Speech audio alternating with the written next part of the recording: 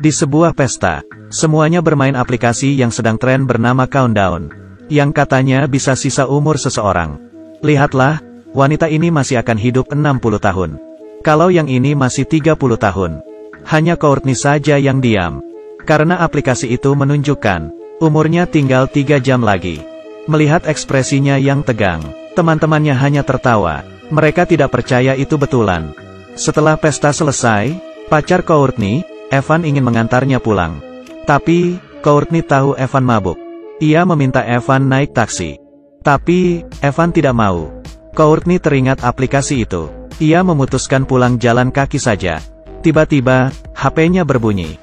Saat dilihat, waktunya sisa 7 menit. Ia gelisah. Di situ sangat gelap. Ia makin takut.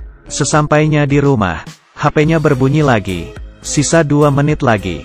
Courtney ketakutan. Ia masuk ke rumah dan mengunci pintu. HP-nya terus berdering, seperti peringatan kematian. Courtney panik. Ia segera mematikan HP-nya, lalu mulai menenangkan diri. Ia masuk ke kamar mandi dan mengambil segelas air. Tapi, ia mendengar suara gemerusuk di belakangnya. Ia mendekat. Saat ia membuka tirai, tiba-tiba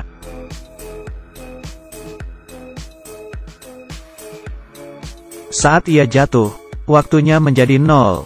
Hidup Courtney selesai. Di saat yang sama, pacarnya yang mabuk menabrak pohon. Batang pohon yang besar menembus mobil. Kursi itu harusnya diduduki Courtney. Maksudnya, kalau Courtney naik mobil, pasti ia mati di sana. Evan yang tidak mati dilarikan ke rumah sakit. Perawat ini bernama Quinn. Ia melihat Evan yang gelisah, lalu menghiburnya. Evan memperlihatkan app Countdown ini. Ia juga berkata, sisa hidupnya tinggal 19 jam. Kalau kematian Courtney bukan kecelakaan, ia juga akan mati dengan cara lain. Quinn tidak percaya dan memintanya untuk tidak berpikir aneh-aneh. Ia juga memberitahu rekan kerjanya tentang app ini. Dua temannya yang penasaran langsung mengunduhnya. Ternyata, keduanya masih punya 50 tahun. Mereka tertawa dan langsung melupakan hal ini. Sepulang kerja, Quinn ikut penasaran dan mengunduhnya. Ternyata, ia melihat, hidupnya tinggal 2 hari lagi. Meski tak percaya, ia agak khawatir. Sementara itu, Evan mau dioperasi. Ia melihat waktu di aplikasi. Masih 3 menit. Jadi maksudnya, ia akan mati di ruang operasi. Ia memutuskan untuk pergi dari situ. Baru saja ia keluar, tampak sebuah cermin besar. Tidak ada siapa-siapa. Ia segera lari dan bersembunyi di tangga. Tiba-tiba, lampunya mati. Lalu, HP-nya berbunyi. Saat dilihat, masih 1 menit 29 detik. Saat itu, ia mendengar suara langkah kaki. Saat mendongak, ternyata Courtney yang sudah mati. Ia terkejut bukan main. Courtney mendekatinya. Lalu, saat waktu di aplikasi kembali jadi 0. Evan jatuh dari tangga dan mati.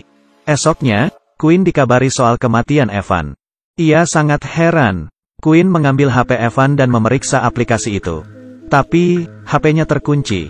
Quinn pergi ke kamar mayat, lalu mengeluarkan mayat Evan. Quinn mengambil jempol Evan untuk membuka HP. Tapi, tidak bisa. Tak ada cara lain. Ia membuka kelopak mata Evan supaya HP mengenali wajahnya. Kali ini HP-nya terbuka. Ternyata, waktu di aplikasi sudah kembali ke angka 0. Quinn kembali ke ruangannya dan melihat sisa waktunya tak sampai 2 hari. Ia sangat khawatir. Saat itu, Dr. Sullivan memanggilnya ke kamar pasien. Ia mengira disuruh membantu. Ternyata, Dr. Sullivan mulai melecehkannya. Bahkan, memperkosanya di kamar pasien. Quinn segera mendorong Sullivan sekencang mungkin. Tapi, posisi Sullivan sangat tinggi. Quinn tidak bisa apa-apa. Lagi pula, ia masih punya masalah besar. Quinn mencoba menghapus aplikasi ini. Tapi, gagal. Quinn mulai cemas. Adik Quinn, Jordan datang. Ia ingin menginap di sana. Tapi, Quinn yang ketakutan. Tidak ingin membebaninya. Ia mengusir Jordan. Jordan yang bingung. Pergi dengan marah. Quinn pergi ke toko HP untuk membeli HP dan nomor baru. Ia memeriksa di HP barunya tidak ada aplikasi itu. Baru saja bernapas lega. Saat Quinn keluar dari sana, HP barunya berbunyi. Ternyata, aplikasi itu terpasang secara otomatis. Seperti iblis yang menempel padanya. Di mobil, Queen melihat waktunya sudah tak sampai sehari. Hatinya sangat kalut. Saat itu, ia melihat bayangan hitam di kamera belakang mobil. Saat menoleh, tidak ada apa-apa. Queen makin curiga. Tiba-tiba, ia keluar dari mobil. Tapi, iblis itu sudah hilang. Pria yang mobilnya tertabrak marah-marah. Hampir saja Queen dihajar. Seorang pria bernama Matt keluar dari toko, membantu Queen, dan mengusir pria itu. Lalu, Matt menunjukkan app di HP-nya. Rupanya, Matt memiliki nasib yang sama dengan Queen. Mereka memutuskan untuk saling membantu. Lalu, mereka datang ke sebuah gereja, dan minta bantuan ke pastor. Mereka menceritakan kisah app jahanam itu. Setelah mendengarnya, pastor teringat sebuah kutukan kuno. Menurut legenda, ada seorang ahli nujum, yang memberitahu manusia waktu kematiannya. Bila ingin menghindarinya, manusia akan dihantui oleh iblis yang akan menyiksanya hingga mati. Tapi, pastor ini juga tidak tahu jelas kenapa iblis membuat aplikasi untuk mengutuk manusia. Matt juga bingung. Pastor berkata, bila ingin mematahkan kutukan, mereka harus mengetahui kode aplikasi dan mencari seorang hacker. Queen ingat, bos toko HP adalah ahli IT. Ia bergegas ke toko HP dan membayar mahal bos toko HP untuk meretasnya. Mereka berhasil masuk ke sistem dan melihat sisa hidup semua orang di bumi. Queen menemukan nama adiknya, yang ternyata sisa hidupnya lebih pendek darinya. Queen panik. Dengan tenang, bos toko mengganti angka di sana. Ia menambahkan 60 tahun untuk dirinya. Saat melihat HP, angkanya berubah. Lalu, ia menambahkan juga milik Queen dan beberapa orang lainnya. Dengan begini, mereka dapat panjang umur. Queen dan Matt akhirnya tenang. Hubungan mereka semakin dekat. Malamnya, saat Queen tidur, ia merasa Matt sedang memeluknya. Tapi, Matt baru saja masuk.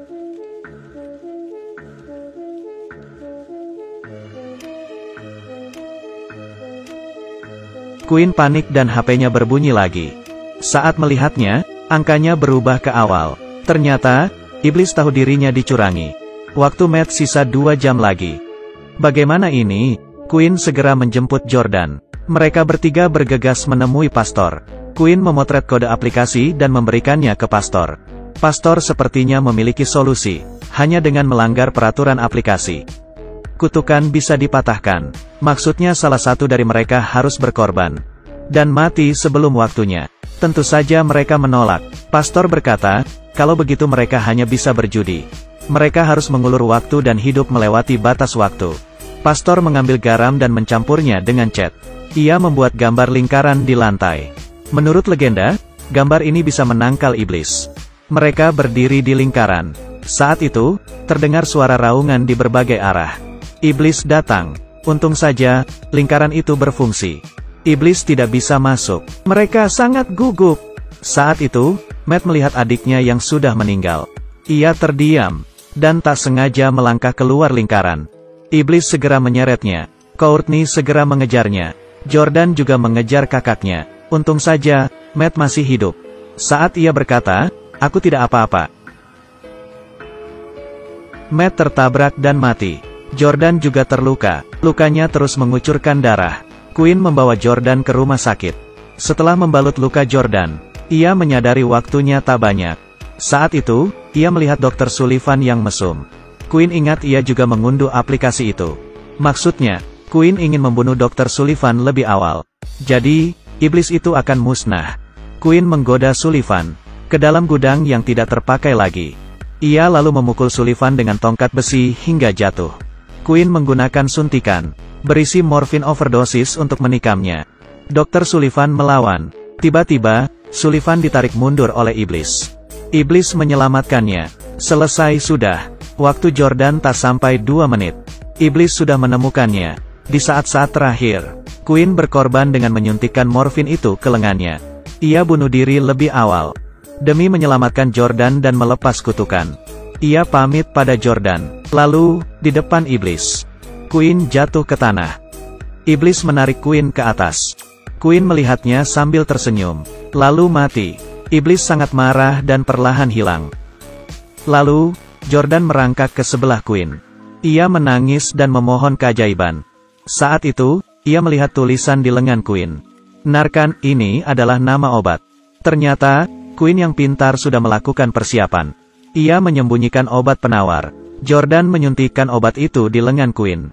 Akhirnya, Quinn sadar. Ia berhasil menipu iblis dan menyelamatkan Jordan. Beberapa waktu kemudian, hidup mereka kembali seperti semula. Dr. Sullivan yang mesum juga ditangkap dan dijebloskan ke penjara. Semuanya baik-baik saja. Tapi, hari itu, HP Quinn berbunyi lagi dengan nada aplikasi itu. Saat dilihat, aplikasi Countdown versi 2.0 telah terpasang.